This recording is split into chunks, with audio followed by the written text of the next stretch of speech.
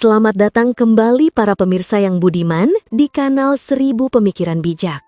Para sahabat sekalian, orang tua seringkali kita ibaratkan seperti pohon besar yang rindang yang menaungi seluruh kehidupan anak-anaknya. Namun, sedikit sekali di antara kita yang menyadari bahwa setiap hari yang berlalu, waktu kita untuk bersama mereka, Sang Pencipta kehidupan kita, semakin singkat. Pohon-pohon besar itu setiap hari menggugurkan daun-daunnya satu persatu. Hanya ketika daun di pohon itu hampir habis atau bahkan tak ada lagi yang tersisa untuk gugur, barulah kita tersentak dan menoleh ke belakang. Dan saat itulah penyesalan yang mendalam datang. Hati terasa sesak, penuh dengan kepedihan karena telah menyia-nyiakan hari-hari di mana kita seharusnya bisa hidup lebih baik, lebih dekat, dan berbuat lebih banyak untuk ayah dan ibu kita. Sekarang, kesempatan itu telah hilang selamanya. Berapapun banyaknya uang, harta, atau dalamnya penyesalan, bisakah semua itu membeli kembali kehadiran orang tua kita? Mari kita simak dan renungkan bersama kisah-kisah berikut ini. Tetaplah bersama kami hingga akhir, karena akan ada banyak kejutan dan pelajaran berharga yang menanti Anda di setiap bagian cerita. Kisah pertama, penyesalan kami karena meributkan warisan hingga membuat ibu wafat dalam kesedihan. Ayah dan ibu saya menikah di usia 19 tahun dan dikaruniai 4 orang anak, Mas sulung, Mas kedua, Mbak ketiga, dan saya si bungsu. Dulu, keluarga kami termasuk keluarga prasejahtera. Ayah dan ibu bekerja sebagai petani sepanjang tahun membanting tulang di sawah. Karena itu, kami semua terbiasa dengan kehidupan yang serba sulit. Setiap anak tahu cara bekerja di ladang dan mengurus rumah. Karena keterbatasan biaya, Mas sulung saya hanya sekolah sampai tamat SD. Setelah itu, ia ikut ibu ke sawah mencari udang dan kepiting untuk dijual di pasar. Mas kedua dan Mbak ketiga, yang satu lulusan kelas 6 SD dan satunya lagi lulusan SMP, juga bekerja serabutan selama beberapa tahun sebelum akhirnya menjadi buruh di sebuah pabrik dekat rumah. Saat ibu melahirkan saya, kondisi ekonomi keluarga sudah sedikit lebih baik, sehingga saya bisa dibiayai oleh orang tua dan kakak-kakak saya hingga lulus universitas. Saat masih kecil, meskipun hidup kami penuh kekurangan, saya merasa keluarga kami selalu ceria dan rukun. Kami berempat kadang bertengkar, tetapi tidak pernah sampai membuat ayah dan ibu bersedih. Masa kecil yang miskin namun penuh kebahagiaan itu pun berlalu. Hingga tibalah saatnya kami semua beranjak dewasa dan membangun rumah tangga. Mas sulung dan Mas kedua, meskipun pendidikannya tidak tinggi, sudah lebih dulu merasakan kerasnya hidup sehingga mereka memiliki sedikit tabungan.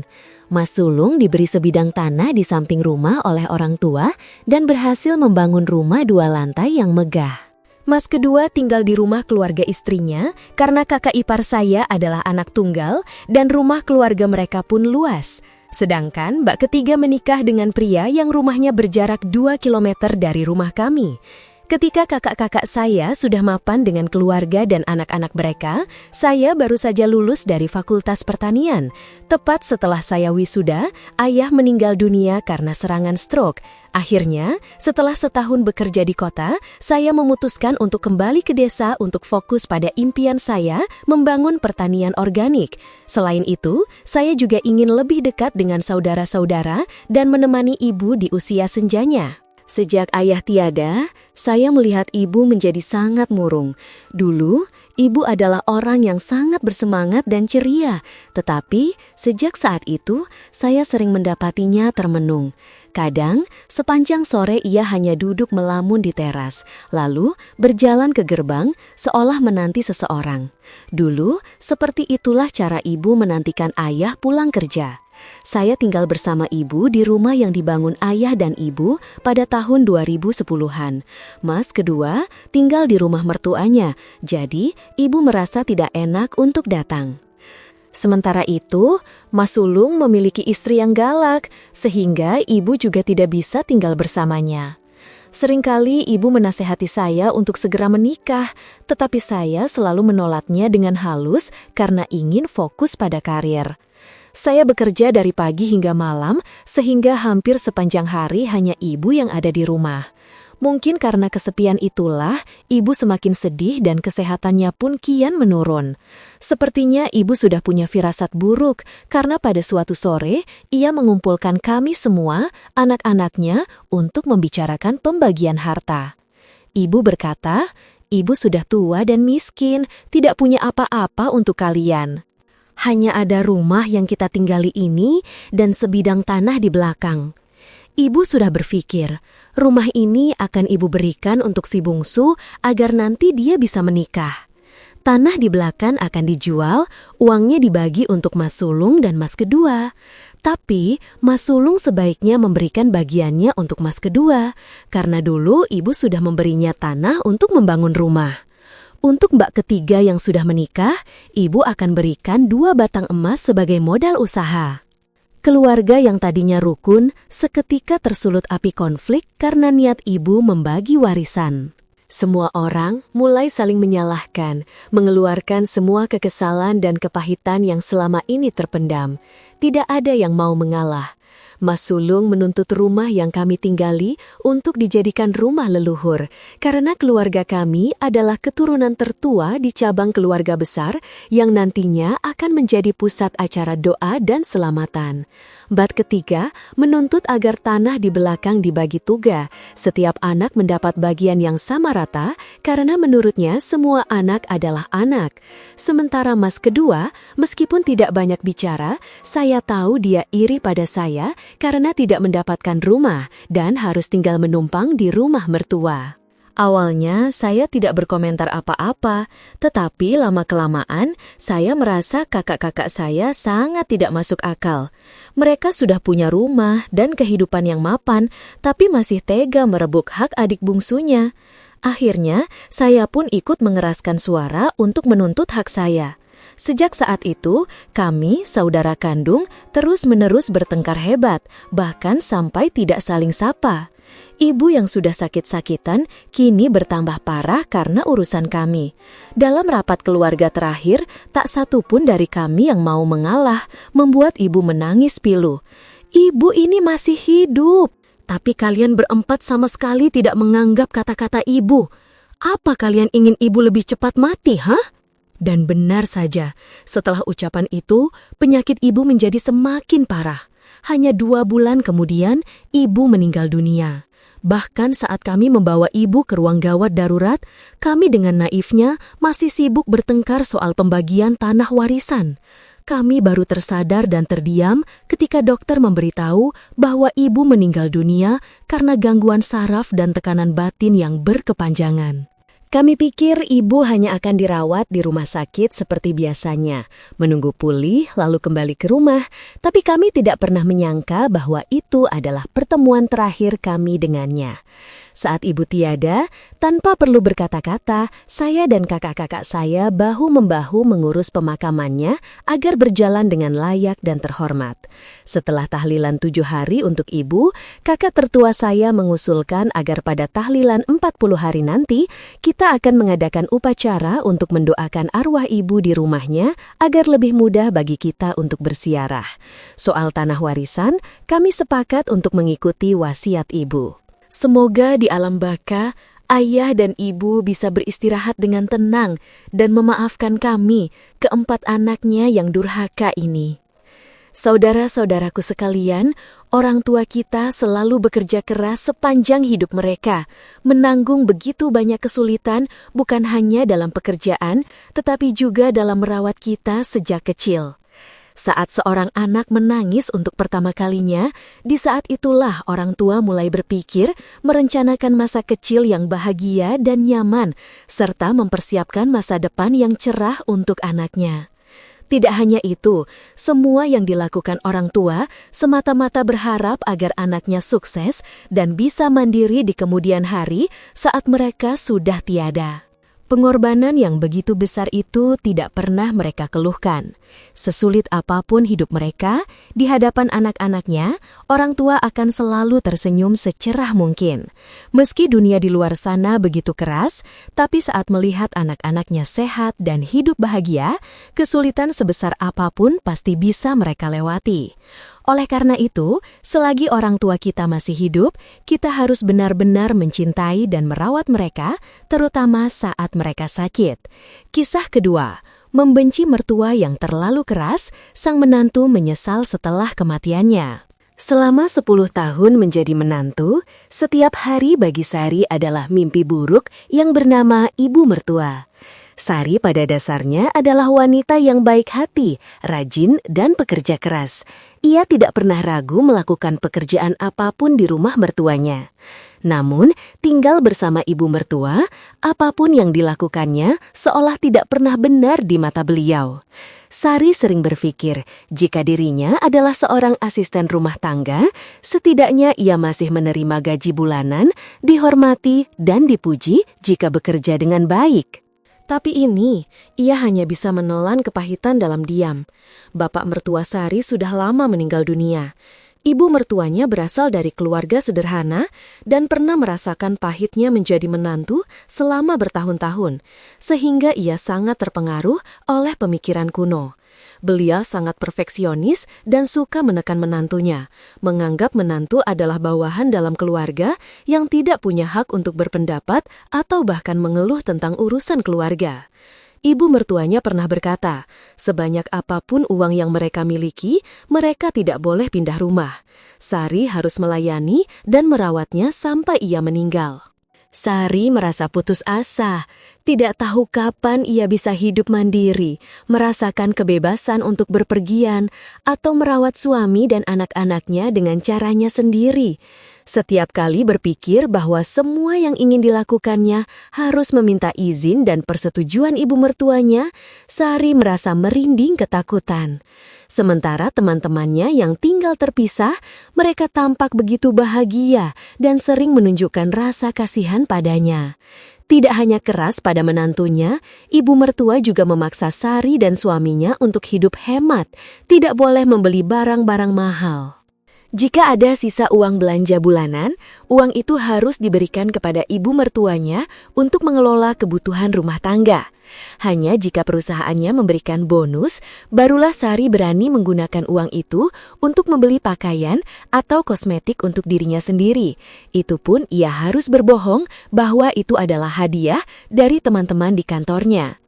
Saat ibu mertuanya jatuh sakit, Sari tetap merasa kasihan padanya.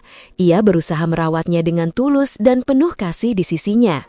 Namun, hal yang tidak diinginkan oleh Sari dan suaminya akhirnya terjadi, ibu mertuanya meninggal dunia.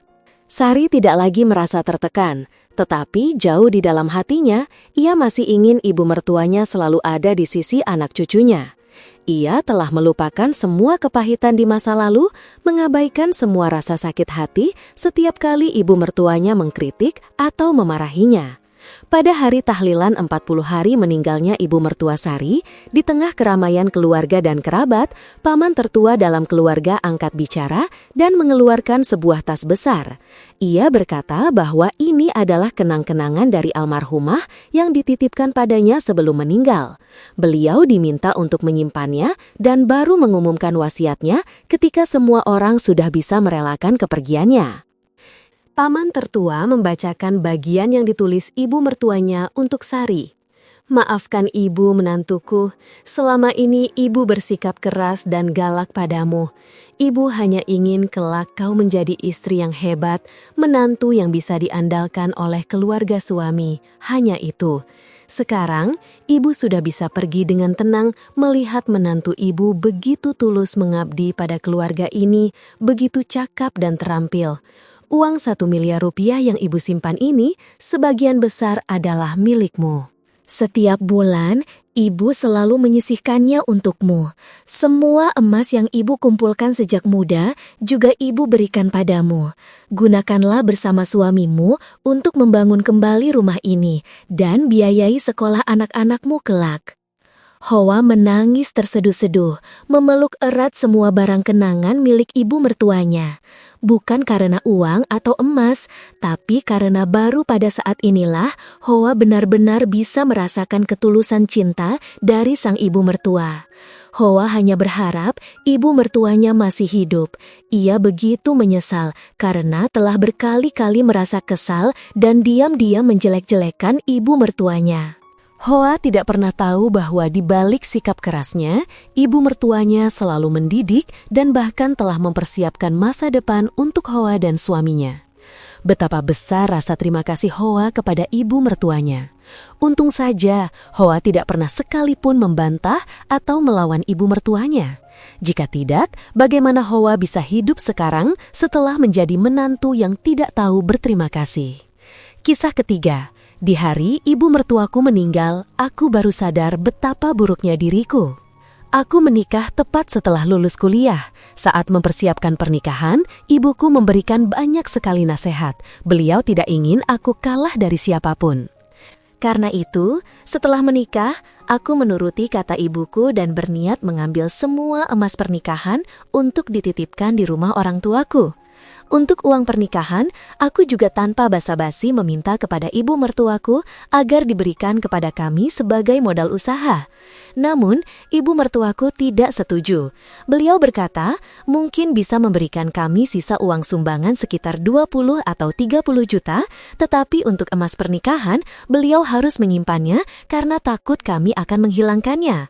Aku marah sekali, sempat terjadi adu mulut beberapa kali, tetapi karena berpikir aku adalah menantu baru, akhirnya aku mengalah. Pada malam pertama pernikahan kami, aku menggerutu dan mengeluh pada suamiku, mengatakan bahwa ibunya egois dan serakah. Suamiku sangat marah, tetapi karena sangat menyayangiku, ia menarikku ke dalam pelukannya dan menjelaskan bahwa ibuku adalah orang yang sangat hati-hati dan selalu berpikir jauh ke depan. Karena itulah, beliau ingin menyimpankannya untuk kami. Katanya, saat kami sudah punya rumah baru dan keadaan sudah stabil tanpa perlu khawatir ada pencuri, beliau akan segera memberikannya kembali. Aku pun merasa sedikit tenang, meskipun hatiku masih menyimpan banyak kekesalan. Setelah beberapa lama tinggal bersama suamiku, ibu mertuaku jatuh sakit parah. Ayah mertuaku sudah lama meninggal dan di rumah hanya suamiku anak laki-laki satu-satunya, jadi sudah tentu merawat ibu menjadi tanggung jawab kami. Awalnya, saat mendengar ibu akan tinggal bersama kami, aku merasa sangat gelisah. Tiba-tiba saja kehidupan kami yang masih muda, bebas, dan nyaman harus berubah dengan kehadiran ibu. Semuanya pasti akan jadi berantakan. Tapi apa boleh buat, aku harus menjalankan kewajibanku sebagai menantu. Ibu mertuaku pun tinggal bersama kami, karena tidak lagi harus bersusah payah di pasar, menjual sayur dan buah, kesehatannya membaik.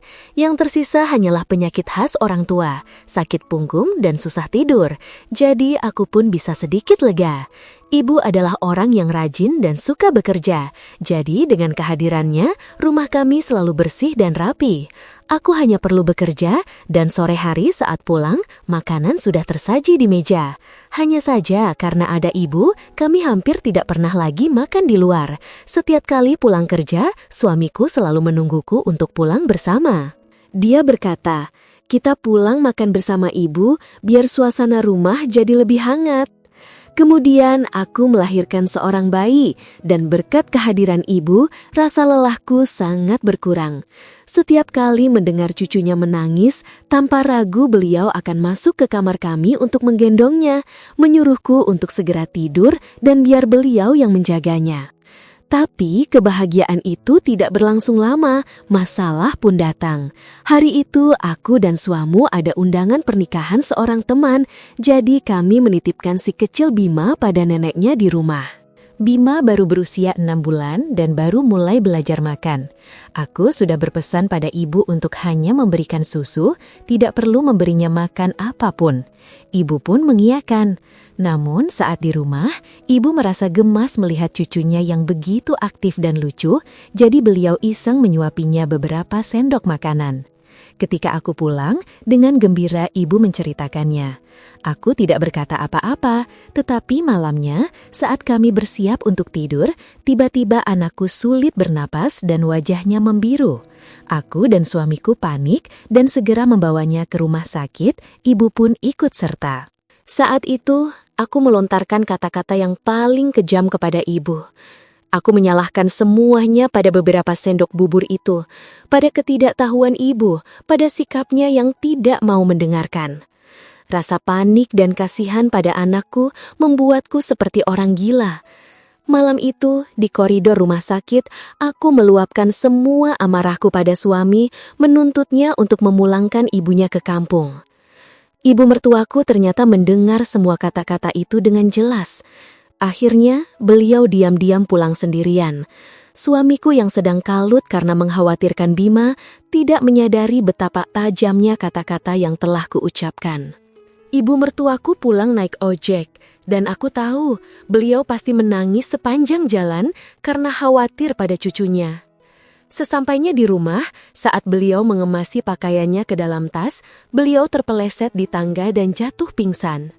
Karena kondisi fisiknya yang memang sudah lemah, beliau terbaring di lantai tanpa bisa memanggil siapapun.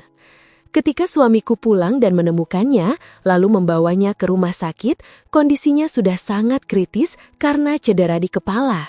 Dokter berkata bahwa kami harus mempersiapkan diri untuk kemungkinan terburuk. Aku berdiri mematung, tak mampu berkata apa-apa lagi. Kata maaf terasa begitu berat untuk diucapkan saat itu. Pagi harinya, kami membawa Bima pulang. Ternyata, anakku tersedak karena menelan kancing baju yang tergeletak akibat kecerobohanku yang sering menaruh barang sembarangan.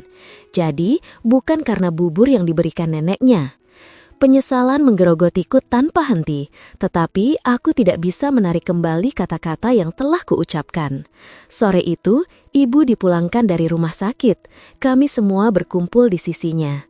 Di saat-saat terakhirnya, untuk pertama kalinya, aku melihat betapa hancurnya suamiku. Ia menangis tanpa henti, tidak percaya ibunya akan pergi untuk selamanya. Setelah semua urusan pemakaman selesai, aku melangkah masuk ke kamar tidur ibu. Selama ini, aku tidak pernah sekalipun masuk untuk melihat bagaimana beliau tinggal. Semakin aku melihat sekeliling, semakin deras air mataku mengalir. Di sudut kamar, ada sebuah kardus mie instan yang beliau simpan untuk dimakan saat aku dan suami tidak ada di rumah. Di sudut lain, ada beberapa potong pakaian lusuh yang warnanya sudah pudar, dan di antaranya ada sebuah kotak jahit serta beberapa potong kain yang indah. Ternyata, beliau telah memotong kain itu untuk menjahitkan pakaian bagi Bima dan juga untukku. Saat aku membuka laci kecil itu, aku menemukan perhiasan emas pernikahan kami tersimpan rapi di dalam sebuah kotak. Ada secari kertas kecil yang mencatat semuanya dengan jelas, bersama sejumlah uang tabungan yang dititipkan kepada Bu RT di kampung halaman untuk modal usaha kami dan untuk membesarkan anak-anak kami. Itu adalah uang yang ibu kumpulkan selama bertahun-tahun berjualan di kampung. Semakin aku melihat semua barang peninggalan di kamarnya, semakin aku merasa menjadi menantu yang sangat buruk, hina, dan tidak pantas untuknya. Beberapa hari setelah pemakaman, aku dan suamiku tidak banyak bicara. Ia menyadari betapa egoisnya diriku, menyadari bahwa akulah yang secara tidak langsung menyebabkan ibunya mengalami kecelakaan. Seminggu kemudian, barulah ia angkat bicara. Apa kamu tahu, selama kamu melahirkan dan dalam masa nifas, ibu melakukan segalanya untukmu. Aku sibuk bekerja sampai larut malam, sementara kamu bisa tidur nyenyak sepanjang hari. Ibu menjaga cucunya di siang hari, dan baru di tengah malam ia bisa membantumu mencuci pakaian dan menyiapkan segala sesuatu untuk keesokan harinya. Sampai sekarang, aku masih tidak mengerti kenapa kamu bisa begitu kejam padanya. Aku tidak bisa berkata apa-apa, hanya bisa menangis.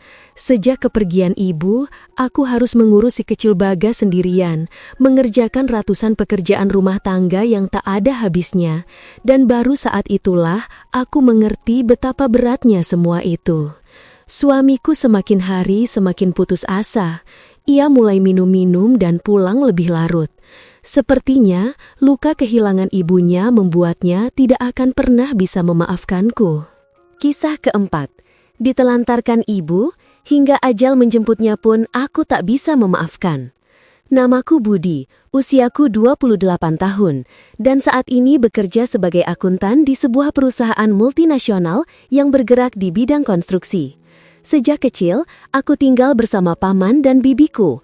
Ayahku meninggal dalam sebuah kecelakaan saat aku berusia 5 tahun. Sedangkan ibuku, menurut cerita paman, ia pergi meninggalkanku saat aku baru berusia 3 tahun. Sejak hari itu, tak sekalipun ia kembali untuk menemuiku. Aku bahkan tidak tahu bagaimana kehidupannya. Seringkali karena penasaran, aku melihat-lihat album foto pernikahan ayah dan ibuku yang sudah usang. Kulihat ibuku sangat cantik, dan aku pernah bermimpi suatu saat bisa bertemu dengannya, bisa memanggilnya dengan sebutan Ibu. Tapi waktu terus berjalan, dan mimpi itu terasa semakin jauh dari jangkauan. Usiaku menginjak 10 tahun, lalu 15, lalu 20 tahun. Ibuku tetap tidak pernah kembali. Dari yang tadinya penuh penantian dan harapan, perlahan aku mulai melupakan mimpiku tentang seorang ibu. Saat aku gagal dalam ujian masuk universitas di tahun pertama, aku menangis sejadi-jadinya. Aku pergi dari rumah paman dan bibi, seorang diri merantau ke Jakarta. Aku berjalan tanpa tujuan. Aku merenungi hidupku, memikirkan diriku sendiri, dan merasa begitu malang. Namun, ketika aku teringat akan paman dan bibiku, tentang semua jasa dan kasih sayang mereka yang telah membesarkanku, aku pun kembali dan bertekad untuk memulai segalanya dari awal. Aku belajar mati-matian. Aku membenci ibuku. Aku berpikir tanpanya pun aku akan tetap hidup dengan baik. Aku bukan orang yang lemah. Aku tidak akan menyerah pada keadaan apapun. Dan benar saja, di tahun berikutnya, aku berhasil diterima di universitas impianku. Berkat dorongan dari paman dan bibi, aku perlahan tumbuh dewasa. Aku tidak hanya lulus dengan predikat terbaik, tapi juga langsung mendapatkan kontrak kerja dari sebuah perusahaan multinasional begitu aku lulus. Sejak hari itu, aku selalu bekerja keras, mencari banyak uang untuk membalas budi paman dan bibiku. Baru-baru ini, setelah lebih dari 5 tahun bekerja, aku berhasil membantu mereka merenovasi rumah dan juga memiliki sedikit tabungan untuk diriku sendiri. Aku juga telah menemukan wanita yang kucintai dan kami memutuskan untuk menikah. Beberapa waktu lalu, setelah acara lamaranku, ibuku tiba-tiba kembali. Ia berkata bahwa dulu hidupnya sangat sulit dan ia tidak cocok dengan ayah, itulah sebabnya ia pergi. Ia juga memberitahuku bahwa ia menderita kanker dan berharap bisa pergi dengan tenang di akhir hayatnya. Ia bilang ia memiliki 2 anak perempuan di Amerika, tetapi kehidupan di sana sulit dan ia berharap aku mau membantu mereka jika suatu saat mereka kembali ke Indonesia. Ibuku tampak sangat sedih dan menyesal ketika tahu ayahku telah meninggal. Ia juga memohon agar aku memaafkannya dan berharap bisa bersandar padaku di masa tuanya. Tetapi dengan semua rasa sakit, penderitaan, dan kesepian yang terpendam selama puluhan tahun, aku tidak bisa memaafkannya. Aku bahkan menuduhnya tega meninggalkan aku dan ayah demi kehidupan yang nyaman di negeri orang, dan sekarang saat ia kesulitan, ia baru kembali mencariku. Mendengar kata-kataku, air matanya jatuh berderai. Ia diam-diam mengemasi barangnya dan kembali ke Amerika. Hanya beberapa bulan setelah pertemuan itu, ibuku meninggal dunia karena kanker stadium akhir yang telah menyebar. Hari aku menjemputnya di bandara adalah hari pertama setelah puluhan tahun aku benar-benar bisa memeluk ibuku. Namun, yang kupeluk kini hanyalah sebuah guci berisi abunya. Aku memeluknya erat, merasakan hatiku seperti diremas dengan kuat. Andai saja aku tidak terlalu keras kepala, andai saja aku mau sedikit berlapang dada dan memaafkannya, mungkin saat ini aku tidak akan dihantui penyesalan sebesar ini. Dan di bagian akhir acara kita hari ini, mari kita simak bersama kisah berjudul Mengejar Waktu untuk Berbakti. Sore itu, Adi meneleponku. Suaranya sedingin kabut di pegunungan tempatnya bertugas. Semua rencana yang ada di benakku seketika hancur. Sebagai gantinya, aku hanya bertanya, apa kabarnya? Ia menjawab seadanya. Panggilannya pun terasa singkat. Sebenarnya, aku sudah terbiasa dengan perasaan sendirian tanpanya. Aku hanya kehilangan suara tawanya, genggaman tangannya, atau perjalanan pulang kampung untuk mengunjungi ibu bersama setiap musim lebaran tiba. Kami belum benar-benar bercerai, tapi juga tidak lagi memiliki hubungan yang mesra dan penuh gairah. Adi punya kehidupannya sendiri, dan aku punya kebahagiaanku sendiri. Dulu, setiap kali tiba saatnya untuk mengenang orang tua, aku dan Bima sering pulang untuk mengunjungi ibu. Rumah ibu terletak di ujung Kampung Senja, tepat di pertemuan 3 sungai. Jalan menuju ke sana masih berkelok-kelok, belum beraspal seperti sekarang. Saat melewati sebuah parit kecil, Bima akan membungkuk dan memintaku untuk naik ke punggungnya agar ia bisa menggendongku. Meskipun aku ini gadis desa, bukan anak kota, Bima tetap saja menggendongku. Duduk di punggungnya, aku melihat kampung halaman kami begitu indah di mataku. Malam itu, aku sebenarnya berniat untuk tidak pulang ke Kampung Senja. Bima mengirimiku sebuah email. Bukan lagi pesan-pesan manis yang penuh perhatian, melainkan sebuah lampiran yang berisi surat gugatan cerai. Dia menulis, hanya ini satu-satunya cara untuk menyelamatkan kita berdua. Jika memang sudah tidak cocok, lebih baik kita saling melepaskan. Aku hanya tersenyum. Aku sudah mempersiapkan mentalku jauh-jauh hari. Jadi saat menerimanya, aku merasa sangat tenang. Baiklah mas, aku setuju. Nanti akan aku periksa lagi. Kalau ada yang kurang, akan aku lengkapi. Balasku di emailnya. Dengan nada yang tetap sopan seperti biasa. Aku menarik napas dalam-dalam, lalu menghembuskannya dengan perasaan lega. Kami belum memiliki anak, dan kami juga tidak terlalu menginginkannya, jadi tidak ada ikatan yang berat. Aku terus berpikir, haruskah aku kembali ke Kampung Senja? Bagaimanapun, cinta kami sudah kering kerontang, seperti aliran sungai yang tak lagi dialiri air dari celah-celah tebing, membuatnya tak bisa lagi bergemericik merdu. Kewajibanku sebagai seorang menantu perempuan terasa tidak lagi penting. Saat aku menandatangani surat cerai itu, secara resmi aku bukan lagi bagian dari keluarga Bima. Aku, Bima, ibunya, atau siapapun di keluarganya, kami bisa saling menganggap satu sama lain sebagai orang asing. Di bulan peringatan untuk orang tua ini, orang-orang merayakannya dengan penuh sukacita. Ada yang hatinya berbunga merah, ada yang merah jambu, dan ada juga yang berduka dengan bunga putih. Dan hatiku berwarna putih. Sore itu, setelah pulang kantor, aku memeluk sekeranjang anggrek dan berjalan seorang diri ke pemakaman. Di sana, ada makam ayah dan ibuku. Mereka bersemayam berdampingan, persis seperti keinginan mereka saat masih hidup. Ayahku meninggal beberapa tahun sebelum ibu. Tak lama kemudian, ibuku pun menyusulnya. Keluarga besar bilang, ibu terlalu merindukan ayah hingga kesehatannya menurun dan akhirnya memilih untuk pergi bersama ayah, menemaninya selamanya. Aku pun percaya begitu. Semasa hidup, mereka selalu tak terpisahkan. Bahkan setelah meninggalkan dunia ini, mereka memilih untuk berbaring berdampingan di sudut pemakaman, di bawah naungan pohon kenanga yang rindang, yang sesekali menebarkan bunga-bunga kecilnya yang wangi. Aku duduk di sana sedikit lebih lama.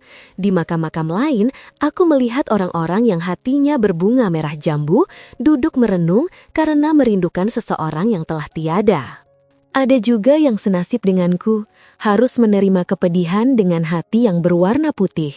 Tapi aku selalu berkata pada diriku sendiri, aku harus hidup tegar dan kuat agar ayah dan ibu bisa tenang. Aku harus menjalani hidup ini dengan sebaik-baiknya, agar di surga sana mereka bisa bangga pada putri yang sangat mereka cintai dan harapkan. Aku teringat suatu pagi saat aku sedang duduk di ruang kuliah.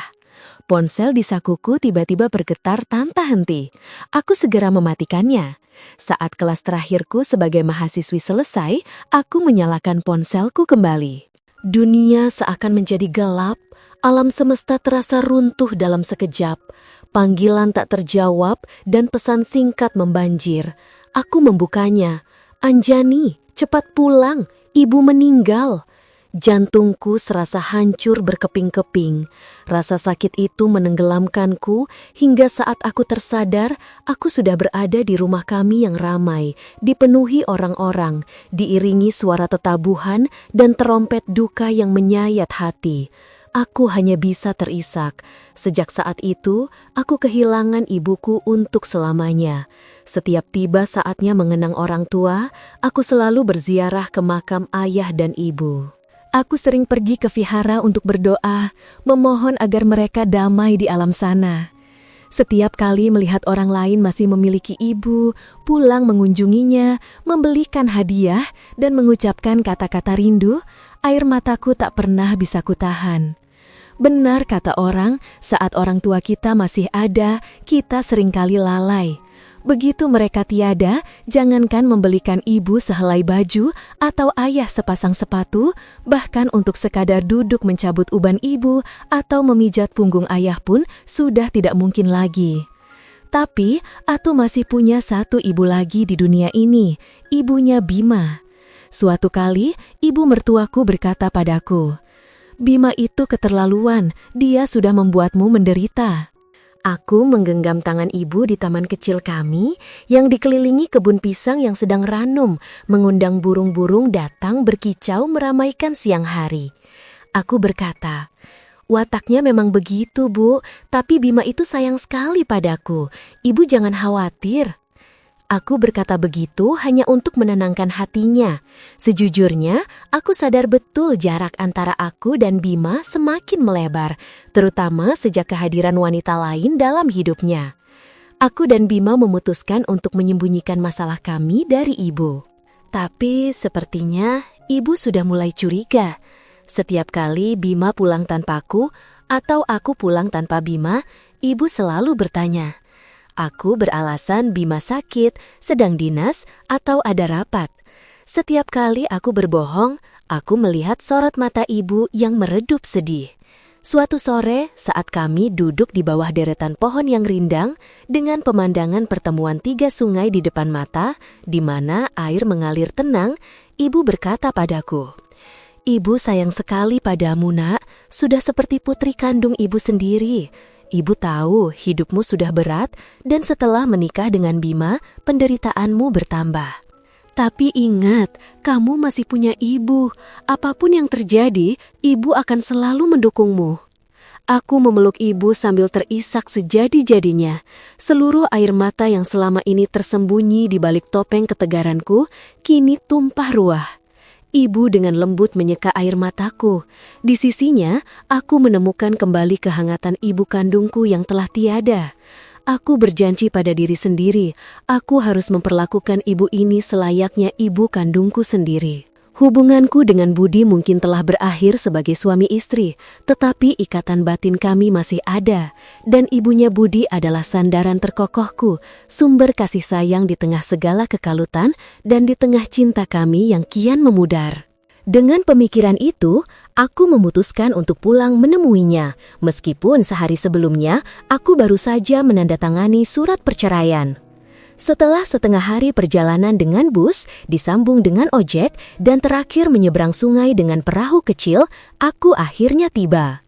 Sungai yang sama, yang dulu dipenuhi sisa-sisa kembang api saat Budi membawaku pulang sebagai istrinya.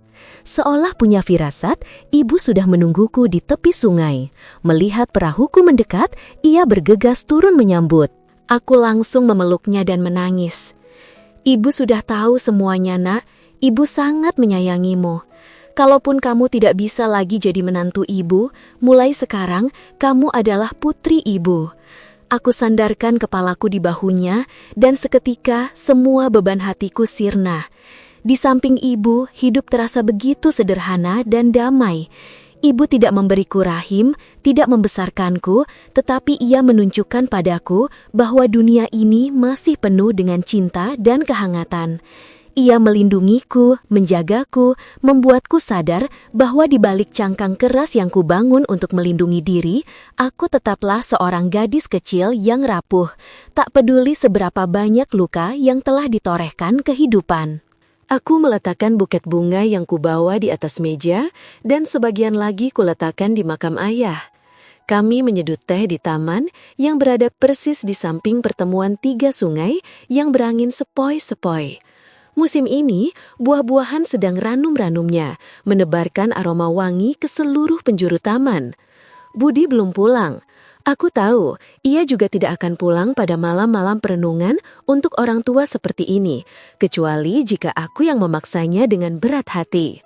Budi telah memiliki banyak hal di tangannya, tetapi ada satu hal yang ia lupakan, yaitu menghargai hal-hal paling sederhana. Sebuah pelajaran yang kelak akan ia terima dalam bentuk penyesalan yang mendalam. Malam bakti kepada orang tua, malam di mana langit dan bumi terasa hening.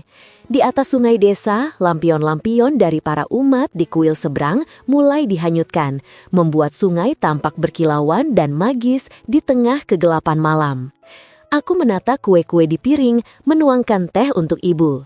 Aroma dupa yang menenangkan menguar dari altar ayah. Pada saat itu, aku merasa sedang hidup dalam kehangatan keluarga yang sesungguhnya. Aku tahu, di dunia ini aku masih memiliki seorang ibu yang mencintaiku tanpa syarat. Di antara ribuan luka, satu kebahagiaan, satu kehangatan kecil ini telah menjadi benih yang tumbuh subur di dalam hatiku. Kedua orang tua kandungku sudah tiada. Aku semakin memahami makna sebuah syair, bagi siapapun yang masih memiliki ibu, jangan pernah membuatnya menangis. Jangan biarkan gurat kesedihan terlukis di matanya. Hal yang terpenting bagiku sekarang adalah mencurahkan seluruh cinta dan baktiku untuk ibu yang baik hati di tepi sungai ini. Cinta sejati tidak mengenal batas. Ia menyebar ke segala arah dan menjelma menjadi hal-hal terindah. Aku hanya merasa sedih untuk Budi. Ia terus mengejar kemewahan yang fana, ia terlalu memuja egonya sendiri hingga melupakan nilai-nilai sederhana yang begitu suci. Malam itu, langit dan bumi tampak begitu indah. Aku duduk di samping ibu sejenak. Aku tahu ia merindukan Budi pulang, meski tak sepatah kata pun ia ucapkan padaku. Aku masuk ke kamar dan mengirim pesan untuk Budi. Tak peduli ia akan membalasnya atau tidak. Cepat pulang, ibu menunggumu. Kita punya banyak jalan untuk pergi, tapi hanya punya satu jalan untuk kembali. Aku keluar dan duduk di teras, menunggu. Bukan perasaan menunggu suami seperti malam-malam saat ia pulang larut, di mana setiap suara motor, gonggongan anjing, atau desau angin di celah pintu membuatku gelisah. Kali ini, aku menunggu seorang kerabat yang pulang dari jauh, karena di sini ada ibu yang merindukannya. Dengan hati yang berdebar penuh harap, aku melihat siluet seseorang di seberang sungai. Aku kenal betul sosok itu.